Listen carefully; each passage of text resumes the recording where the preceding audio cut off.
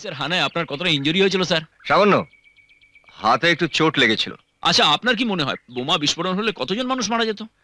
দেখুন, সেটা তো ঠিক গুণে দেখা হয়নি, আর প্রশাসনের কাজ হচ্ছে মানুষকে বাঁচানোর, and we have done our duty.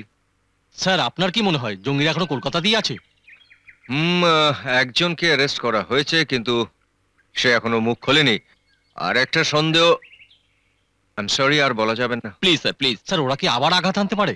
অবশ্যই পারে, এবং তার জন্য উপযুক্ত ব্যবস্থা নেওয়া হয়েছে। স্যার এটা কিন্তু আপনার ভারী অন্যায়।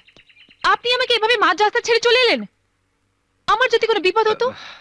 প্লিজ প্লিজ, আমি এখন একটা কাজ করছি। ইনি কে স্যার? আমি টিনা। কমপ্লেক্সে জঙ্গি হানায় স্যারই আমাকে বাঁচিয়েছিলেন। ও আচ্ছা আচ্ছা, আপনারা একটু পাশাপাশি দাঁড়ান প্লিজ, একটা ফটো। না না না না, তার দরকার নেই, দরকার নেই। দরকার আছে স্যার। আপনার বীরত্বের কথা সারা দেশকে জানাতে হবে। নিন তুলুন। Thank you, thank you.